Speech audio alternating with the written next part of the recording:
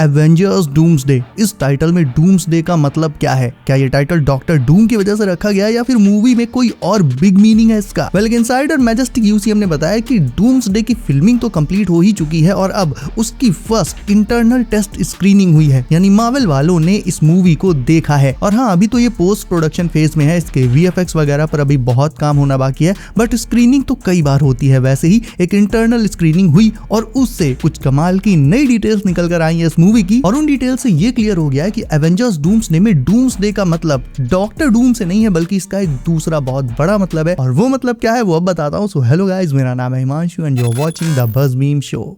Okay, तो जो big detail इस स्क्रीनिंग से निकली है इस इनसाइडर के अकॉर्डिंग, वो ये है कि डूम्सडे में पूरी मूवी में एक ऑन स्क्रीन काउंटडाउन टाइमर चलेगा, टिक टिक टिक टिक ऐसे करके, और ये काउंटडाउन होगा रियलिटीज के बीच एक फाइनल कोलिजन का, यानी पूरी डूम्सडे मूवी में मल्टीवर्स धीरे धीरे करके डिस्ट्रॉय होता रहेगा, क्योंकि यूनिवर्सेस और रियलिटीज आपस में कोलाइड करती रहेंगी। कहीं 828 838 से कोलाइड कर जाएगी, तो कहीं 10005 616 से, और ऐसे ही जाने कितनी काउंटलेस रियलिटीज एक दूसरे से कोलाइड करके खत्म होती जाएंगी, और धीरे धीरे इन्हीं के साथ मल्टीवर्स भी खत्म होता जाएगा। और ये जो टाइमर है ये स्क्रीन पर चलता रहेगा, और जब ये टाइमर रुकेगा उस टाइम मल्टीवर्स में आखिरी 2 रियलिटीज बची होंगी, और टाइमर में 0 आते ही वो भी कोलाइड करके खत्म हो जाएंगी। यही है डूम्सडे का मतलब। देखो, जनरल सेंस में देखा जाए तो डूम्सडे का मतलब होता है विनाश का दिन, फाइनल डे ऑफ डिस्ट्रक्शन। और जब मल्टीवर्स की आखिरी 2 रियलिटीज या कह लो कि आखिरी 2 यूनिवर्सेस, टेक्निकली दोनों एक ही चीज है, ये जब कोलाइड कर जाएंगे तो फिर मल्टीवर्स में कुछ नहीं बचेगा, सब खत्म हो जाएगा। There will be nothing. और रियलिटीज का यही डिस्ट्रक्शन, यही विनाश डूम्सडे है। यानी एवेंजर्स डूम्सडे में डूम्सडे को तुम डॉक्टर डूम से जोड़कर मत देखो कि डूम्सडे यानी डूम का दिन, ऐसा कुछ नहीं है। डूम्सडे का मतलब है डिस्ट्रक्शन का दिन, वो दिन जब सारी रियलिटीज खत्म हो जाएंगी और उनके ही साथ खत्म हो जाएगा पूरा मल्टीवर्स। और अब सुनो मजेदार बात, ये जो टाइमर है ये जाहिर है किसी डिवाइस में चल रहा होगा, तो एक्चुअल में रीड रिचर्ड्स, शूरी और बीस्ट ये तीनों मिलकर एक ऐसा डिवाइस बनाएंगे जो मल्टीवर्स में हो रहे इनकर्जन्स को ट्रैक करेगा और साथ ही साथ फाइनल इनकर्जन की टाइमिंग भी बताएगा। मेन जो इनकर्जन है वो फाइनल वाला ही होगा, क्योंकि उसी से मल्टीवर्स खत्म हो जाएगा। और ये फाइनल इनकर्जन किन 2 यूनिवर्सेस के बीच में होगा? तो इसका जवाब भी सिंपल है। एक तो होगा अपना मेन यूनिवर्स यानी 616, और दूसरा होगा यूनिवर्स 10005 या may be just may be 838 भी हो सकता है, यानी इल्यूमिनाटी का यूनिवर्स जो हमें मल्टीवर्स ऑफ मैडनेस में दिखाया गया था। बट आई थिंक ज्यादा जो चांसेस है फाइनल इनकर्जन के वो 616 और 10005 के बीच होने के हैं, क्योंकि इल्यूमिनाटी में, मल्टीवर्स ऑफ मैडनेस में इल्यूमिनाटी का यूनिवर्स से जो इनकर्जन हुआ था वो इनकर्जन पोस्ट क्रेडिट सीन में डॉक्टर स्ट्रेंज और क्लिया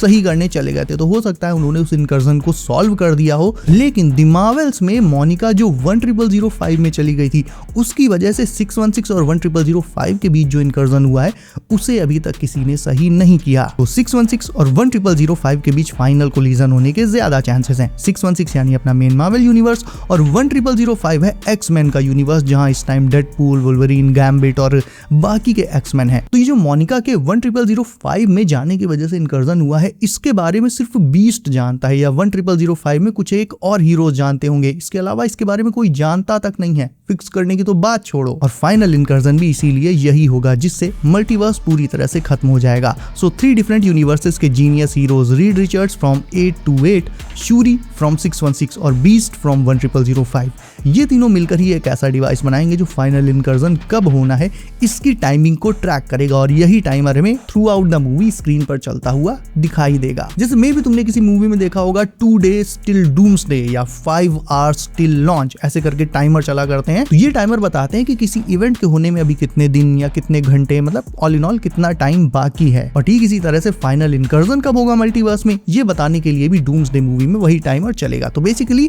इससे मूवी का थ्रिल आई थिंक बहुत बढ़ जाएगा। मान लो एक मूवी है, उसमें हीरो है, उसे क्या करना है कि एक बॉम्ब को डीएक्टिवेट करना है, डिसआर्म करके डीएक्टिवेट करना है। अब वो उस काम में लगा हुआ है, वो बॉम्ब को डीएक्टिवेट कर रहा है, ऑडियंस उसको देख रही है, ऑडियंस का पसीना छूट रहा है, क्योंकि ऑब्वियसली थ्रिल तो आता ही है। लेकिन इसी सिनेरियो में अगर तुम एक टाइमर और ऐड कर दो इस सिचुएशन में कि लाइक हीरो को 2 मिनट के अंदर अंदर बॉम्ब को डिसआर्म करना होगा, डीएक्टिवेट करना होगा, वरना वो फट जाएगा।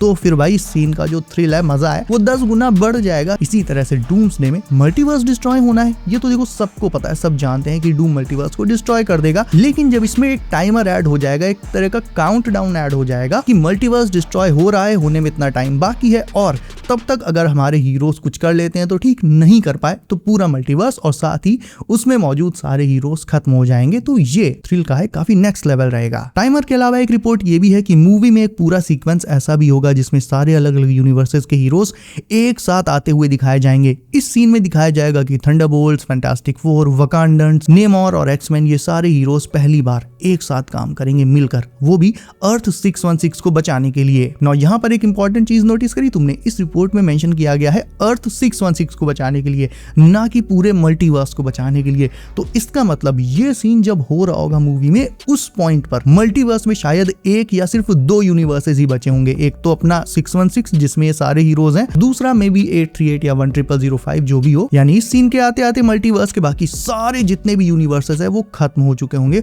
और बचे हुए होंगे सिर्फ 616 और मे बी 10005। और जितने भी बचे हुए हीरोज हैं जो डूम के केओस को रोकने की कोशिश कर रहे होंगे, वो सब आकर 616 पर ही इकट्ठा हो जाएंगे और टीम अप करके इस आखिरी यूनिवर्स को बचाने की कोशिश करेंगे। ना आगे इस अपडेट में था कि सैम विल्सन, रीड रिचर्ड्स और स्कॉट यानी साइक्लॉप्स, ये मिलकर 828 यूनिवर्स को रोकने की कोशिश करेंगे जो कि 616 को डिस्ट्रॉय करने के लिए बढ़ रहा होगा, यानी कोलिजन के लिए, इनकर्जन के उससे बढ़ रहा होगा। अब कुछ देर पहले भी मैंने तुम्हें बताया था कि फाइनल इनकर्जन 616 और 10005 के बीच होना है, ठीक है। लेकिन इस अपडेट में 838 और 616 का इनकर्जन बताया गया है। तो देखो बात यह है कि इनकर्जन कोई एक ही यूनिवर्स के साथ नहीं हुआ है। 616 जो यूनिवर्स है, मेन यूनिवर्स, उसके इनकर्जन और जाने कितने यूनिवर्सेस के साथ हुए हैं। ऐसे समझो, मल्टीवर्स ऑफ मैडनेस में जब स्ट्रेंज अमेरिका चैवेज के साथ कई सारे यूनिवर्सेस को पार करता हुआ फाइनली जब 838 में जाकर गिरा, तो बीच में वो जो यूनिवर्सेस थे जिनसे होते हुए वो निकला, उनमें भी वो कुछ सेकंड या कुछ माइक्रो सेकंड रहा ना, और इसी वजह से उन सारे यूनिवर्सेस के साथ आई थिंक 616 का इनकर्जन